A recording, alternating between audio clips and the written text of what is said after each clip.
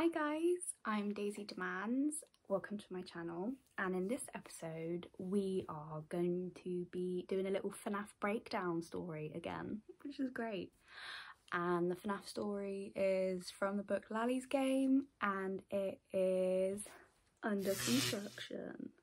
I will say, just a little PSA, little warning, if you do not like the word, there is lots of mentions of the word in this story, loads, like tons. So just to pre-warn you, you can stop watching at any time. It starts off, there's three friends, Maya, Jackson and Noelle, and they're all at Freddy Fazbear's Mega Pizzaplex for Maya's birthday.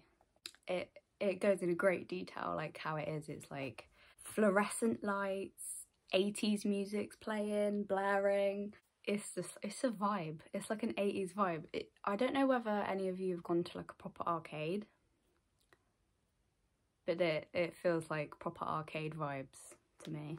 Maya is described as having long dark hair and dark skin and full features, so like big cheeks, prominent chin, big nose, big eyes. Noelle is strawberry blonde and has freckles, and Jackson has like locks and ebony skin, and that's the description of all these three people in the story. Maya is 16. She's celebrating her sweet 16 at Freddy's Mega Pizzaplex. She didn't really want to go, but Jackson kind of coerced her into going, and they're sat in Freddy's restaurant. I'm not too sure which one it is though. I think it's like the Freddy Fazbear restaurant, like in Security Breach. Correct me if I'm wrong, but I'm pretty sure that's the one. And Maya loves how bright and energetic Freddy's is. So it's like got the music playing, everything's neon and vibrant, and there's like roller coasters, sounds of people laughing and having fun. Jackson then pipes up and says, you know, 16 is just a construct. Jackson liked going on long monologues, so chatting for ages about theories this and theories that. You know the guy, you know, like conspiracy theories and quantum, like physics theories. He likes to go on long monologues about physics and life and death. A joy. And then he says, quantum immortality theory. Noelle doesn't like the conversation that they're having though, because her uncle recently died in a car accident, and she got really upset at Jax and be like, well, it's not a construct, is it? Because my uncle died, and he obviously didn't get the hint that Noelle was upset about it, so they kind of had her to do, and then they made up. Maya really wanted to go to the AR unit for her birthday, so they all went walking. They linked arms, walking from Freddy's restaurant, and went walking, and Noelle squealed when she accidentally bumped into an employee wearing a Monty Gator costume, and he or she patted her head and they moved on. Jackson was gushing over Roxanne Wolf. Roxanne Wolf is a great character. Did you see? Maya tugged at his arm. Yeah, we saw. I don't know what everybody's fascination with Roxy is. Well, I suppose because of the picture in Security Breach. I'll pop it here if you haven't played it, but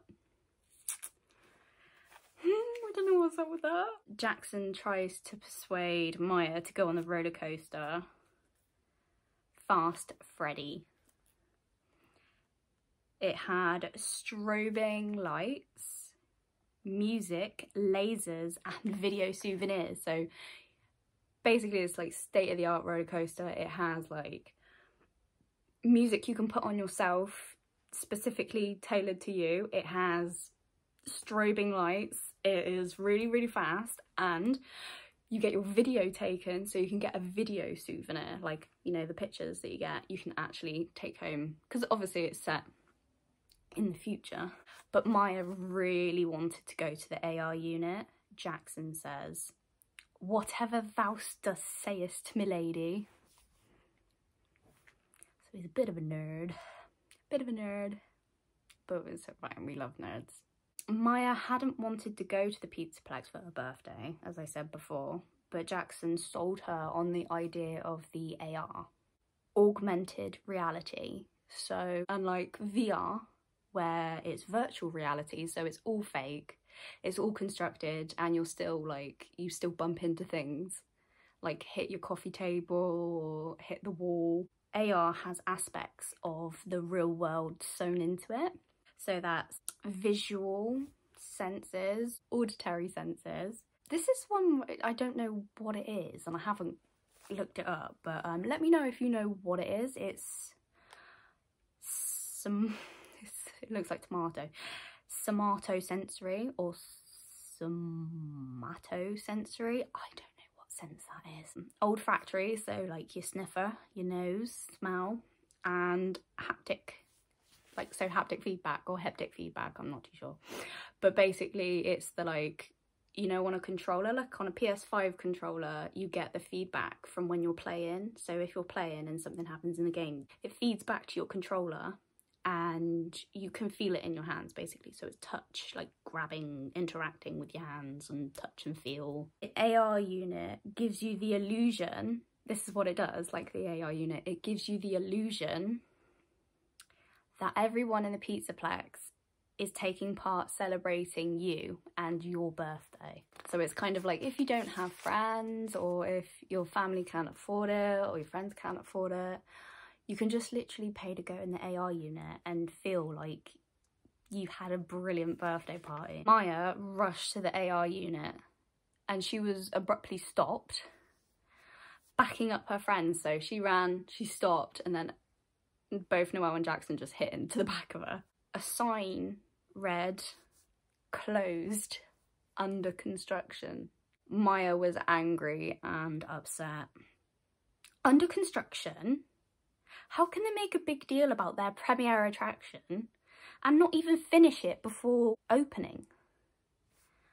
Maya scowled at Jackson. Like, she wasn't happy at Jackson. "You said I'd get my big party." Jackson was like feeling very guilty, like he didn't know that it was going to be closed or under construction. He said he's very sorry. And then Noelle said, "It's not like there's nothing to do, like you still have us, like we can go do something else, we could go play games, we could go eat, we can go on a roller coaster, we could do anything, bumper cars." She felt like a spoilt brat for being so upset, but she was really disappointed. I know the feeling when you want to do something that you've planned to do and your plans change, so I get that. She rushed behind the yellow tape and said to Jax and Noelle, "You coming?" So she just went under it. She was like, I don't care, I'm still going under. I'm still going in. Noelle protested, was like, "No, you can't go in there." But they both ended up going in anyway, because Maya is their friend and they're not going to leave their friend to go in a under construction thing by themselves. Maya said, this is quite funny, and it gives you like a bit of Maya's personality. She goes, "They can drag me out if they want to," referring to security. So she's like, the security can drag me out if they really want to get me out of here. So Maya sat in the chair. It's this big glass like dome, kind of like a snow globe. There was a chair in the middle of this glass dome, and basically she sat down. There was this woven headband that was sitting next to the chair, so she put it on and it didn't work. So Jax found the processor in the headband and did some electric bits and bobs and Suddenly, the glass walls of the AR booth disappeared. Maya could see the whole expanse of the Pizzaplex, filled with balloons, presents, streamers, and hundreds of people blowing noisemakers. So, noisemakers are the little, like, I'm not gonna do the noise, but the little... Everyone was celebrating, looking at Maya. All of her family were there, and her neighbours and her classmates from school.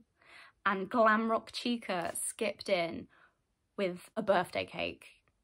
Maya's favourite birthday cake. With little rose frosting on, because Maya loved flowers. Absolutely loved flowers. They said if Maya could be anything in life, she'd probably be a botanist. Which means botanist to do with flowers, that does stuff with flowers. And the cake had 16 flickering candles on it, because obviously Maya's 16. Happy birthday, Maya. Noelle hugged her. So Noelle gave Maya a hug, and Jackson gave her a hug afterwards and said happy birthday as well. It wasn't offline after all, so she was like, oh, it's not broken. Like, it's under construction, yeah, right. Maya was dragged into the party and danced with Jackson. Choreographed steps they seemed to know. She'd received kisses and hugs from everyone, and time continued to expand and compress in an odd, disorientating way. So she knew that time was passing, but not linear. Definitely not. Maya opened her presents next with all her favourite things, of course. So every present was like her favourite things, or one of her favourite things. And then she decided that that was it and they were going to come out, and she's had the best birthday ever. All of Maya, Jackson and Noelle came out of the AR unit, and Maya was extremely happy. The best birthday, in her opinion. They headed over to the roller coaster and all three got in. But Jackson had forgotten to mention that this roller coaster had animatronics that jump scare you on the roller coaster. Personally, I think that's amazing. That would be brilliant, wouldn't it? Maya and Noelle didn't know this fact, so they screamed. They were like screaming. She was sure that the ride had stolen her bones. So basically when she got off, she was like jelly-legged. She felt like her legs were jellyfish tentacles. She'd got home at 10 p.m. So she'd left the Pizzaplex and got home at 10 p.m. to her parents sat playing cards in the kitchen. Her mum asked if she had a good time. Maya was about to say about the AR unit and how amazing it was, but she didn't want to upset her parents because she knew that her parents could never give her anything like what she'd experienced in the AR unit. So she kept it to herself. Maya played cards with her parents, and her mother, description, was a petite woman with black curly hair, and her dad had a buzz cut and smell of paint because he works with paint. She then went to bed and got into bed with her sister. She has a sister, and her sister was called Eleanor. Eleanor was smart. Maya chatted a little about the party she'd had, and Eleanor said, "You're so weird. Why do you want to do that? That's just weird behaviour." The next day, it was Maya's actual birthday. And she had a party that her parents planned for her. And she was enjoying it, but it didn't compare to the AR party. Like, in the back of her mind, she was like, this is lovely, but it's nothing, got nothing on what I'd experienced. Maya had a pain in her temples. So right here, right there. She had a dull pain when she'd gotten up that morning. Right where the AR nodes touched her head. Like a mild headache. So it was like a dull ache. It was like, I can get on. It wasn't really bad. So Maya forgot about the headache and carried on. Noelle came and joined the party, and Maya opened some of the gifts from her neighbours. Maya was grateful for the gifts. She was like, I'm so happy that people have actually got me gifts, knowing that her area wasn't well off, so obviously not a lot of people in her area had a lot of money. So she was grateful for what she had, because her mum and dad's family were at the party. Her mum's family was from Puerto Rico and quite big and quite loud, and her dad's were Irish from Ireland. Her grandparents on both sides chipped in to get Maya a present, like combined, and it was a gold chain with a rose. Maya loved it because she loves roses, so she put it on straight away and like cherished it. When Maya went to bed that night, her headache was throbbing, so it was quite painful by now. Maya thought about it being due to the AR headset, but she shrugged it off as just tiredness, like, no, it's just me being tired.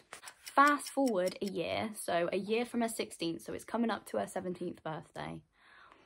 Her gran got breast cancer, and Maya was getting recurring headaches, so she was getting constant headaches all the time, and she wondered if the AR headband did some nerve damage to her head and nerves. On Maya's 17th birthday, her gran passed away. The gran with breast cancer. So that was her mum's mum passed away. Within a few days, her pappy, her dad's dad, was diagnosed with brain cancer. Before he died, her gramps, her mum's dad, got his diagnosis. Maya was sad and wondered why this was happening to her family, because all of her grandparents had had some sort of cancer and were dying. But it wasn't just her family, everyone was getting cancer. But her friends didn't seem fazed when Maya was telling them, don't you think it's weird that everybody in the town is getting cancer? And they shrugged it off like, no, it's normal. It's normal to get cancer. Like, what are you on about? Are you okay? Maya was rushed off her feet caring for her family and neighbours, because at this point, everyone was developing cancer. Noelle pays Maya a visit and says that one of their teachers had had a baby, and she decided to go with Noelle to see her teacher's baby, some little slither of happiness in what has been cancer-riddled sadness.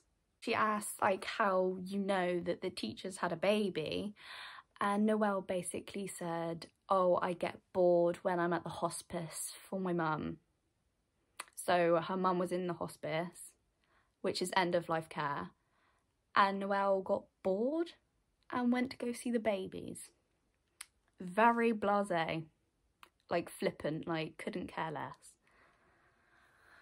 But Maya was happy to go because it's some sort of happiness. The teacher is called Mrs. Carpenter. Mrs. Carpenter is young, a little older than them. Maya and Noelle had brought some flowers to say congratulations on your baby. They went inside and Mrs. Carpenter said to Maya, do you want to hold the baby? Maya immediately said yes, of course I want to hold the baby. But the baby, you know, new humans, I don't know if I say new humans, you know, babies, new humans, they kind of have a smell, kind of like new car, but new human. I don't know how to describe it. If you smell a baby, you know what they smell like. Maya decided to look at the baby's face because, you know, it was all bundled up in this blanket. So she moved the blanket off the baby's face and was horrified. The baby was faceless. It didn't have a face. It was a see-through doll head, jelly-filled and lifeless ragdoll. But Noelle and Mrs. Carpenter thought she was like the cutest baby in the world. They weren't fazed at all. They were just like, oh, she's so cute. And Maya was like, are you for real? Can you see what I see? Maya remembered the summer before her AR birthday. Jax had taken her to the Pizzaplex to see a sci-fi movie at the cinema about cloning. Maya remembered the unfinished clones were placeholders for people. Little tidbit. If you know where the story's going, you know where the story's going. So Maya leaves the teacher's house and Noelle just acts like it's an ordinary baby, like, you know, the whole spiel. Also, at dinner that evening, Maya is told that her mum now also has cancer. But the dinner is odd. The family are all unfazed apart from Maya. So everybody's like, oh, it's okay. It's okay if you have cancer. Maya's like, no, it's not. It's a big deal. Like, no, it's not a big deal. Which made Maya feel like a little bit sick. Like, oh my God, like, what is going on? But she was tested. Her mum went to go get her tested and Maya did not have cancer and she wasn't dying. Unlike most of the countries.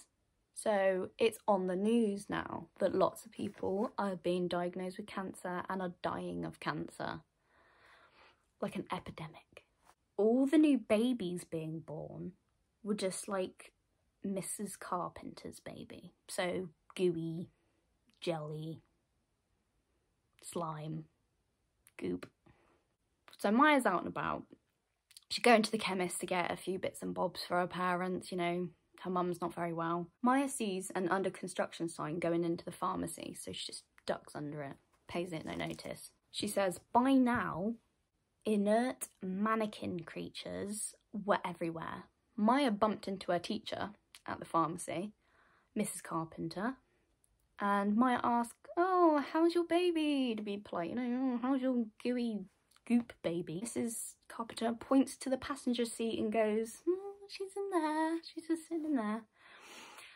Maya looks over at the passenger seat of the SUV and a child-sized drooping pile of goopy material was sat in the seat.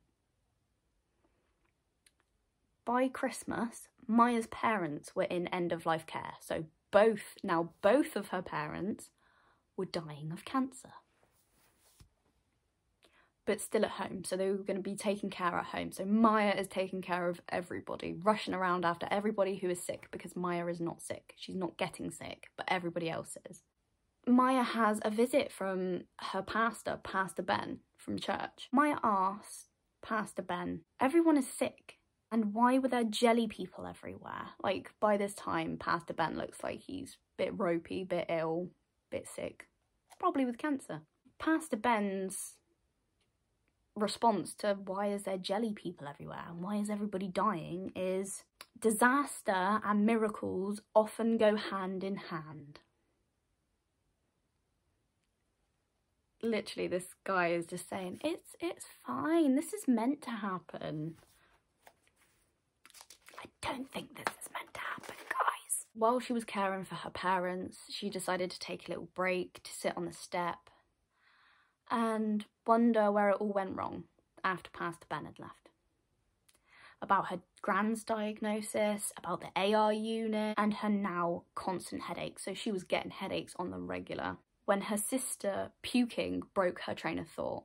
So now her sister's getting ill. Eleanor's getting ill. The next day, she was riding her bike to Jackson's house and saw one of the jelly people reproduce. So obviously the piles of jelly, and then imagine, like, because it comes out of the same way as a human, apparently, according to the story, but it's like, imagine that, like just a jelly person just like pushing out another jelly person, like oh, like the I'm not too sure if this was a thing when you guys were a kid, but when I was a kid, there used to be these things called jelly aliens, like in a goop egg. And they said if you put them back to back, they can have babies out their backs. I don't know how true that was, but I was also hoping for a baby all the time. I was like, have a baby. But anyway, So Maya left Jackson's house because Jackson was now sick too and dying of cancer.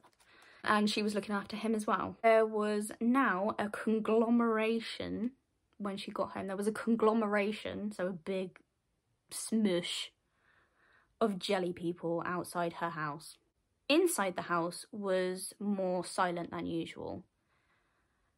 Her parents had passed away while she was at Jackson's house caring for him, but she had to check on her 2 young cousins who she invited into the house to take care of, and her sister, because now her cousins are sick with cancer and her sister's sick with cancer as well. And now her parents are dead in the house. Maya had run out of supplies of chemotherapy medication. They had so many sick people in the world that they set up dispensaries in town. So literally you could go and get chemo medication from a dispensary in town. Maya talks about the jelly people being spectators and not actually doing anything. They don't have faces, they don't have conscious thought, they're not sentient beings, they're just goo people and goo babies, having no heart or emotion, like human leftovers. Nice. She was approaching the dispensary when she ran into an under construction sign in the road. She thought, what's with all the under construction signs? Maya's mind kept flipping back to the sign that had been on the AR unit in Freddy's Pizzaplex. She shrugged it off though and drove the rest of the way. So she was like, I'm just being silly. I'm not going to think about that. I don't want to think about that. When she got to the dispensary, the girl behind the desk looked sick. So this girl obviously had cancer. Maya went to fill out the forms and the girl just went, just take what you need. Just don't bother filling out forms, just take what you need. So she shoved all of this medication in her backpack. Maya, while caring for a neighbour, had a realisation. What if this was a parallel universe? What if she was in a parallel universe? What if this wasn't real? What if she was still in the AR booth? Maya didn't stop, though she'd had to get home to give her family the medication. She just made it past a ton of jelly people to get home. They were spawning more and more. So basically it's like being a jelly world. She got home and one of her cousins had passed away, unfortunately. And she was trying to get medication and food into the other one. She was so exhausted from trying to keep up with caring for these people, for her neighbours, her friends, her family. She was absolutely wiped out. Like, she just was so tired. She couldn't keep up with everyone, obviously. Like, she's just one person. She thought, why wasn't I getting sick like everybody else was? She was like the focal point of everything, just like she'd been at her party. She was thinking, why have I got the head pain? Was it because the headband was still in place on her head? Maya shook her head. No, can't be that. No. This was all just too intense to be part of some kind of computer generated scenario, right? When checking her sister, and her sister sadly passed away as well, the window broke and piles of jelly humanoids filled the house. They didn't move individually, but as a pile, they had momentum. She ran for the garage, but a few slipped in earlier when she'd gone to take the car to get the medication. She was engulfed by the squidgy mass. She struggled and thought she would suffocate, but she didn't. Maya couldn't see anything, couldn't hear anything. She'd gone beyond feeling. To all she was aware of was the force above her, and even that was becoming too much for her mind to comprehend. Why wasn't she dead yet? When would this be over? Maya tried to inhale and couldn't. It was just jelly. Hopefully this would end soon. or would it? And that was the end of the story. The story I found personally was so great. It was so good. But I hated the ending. Hated it. I thought it was... But the rest of the story was great. I really enjoyed reading that story. I just wish it would have been a better ending, but what can you do? Also, I thought with the jelly people about being Fazgoo.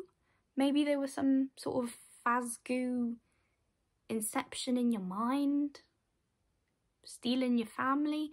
I don't know, but I really enjoyed this. I condensed it so now you can really enjoy it as well, and you don't even have to read it. Great. So make sure to like and subscribe and hit your bell button, ding ding, if you don't want to miss another one that I do, because I will be doing all of them. I have all of the books just there. So if you'd like another story, if you'd like to hear my voice again and my opinion on this, then join me next time.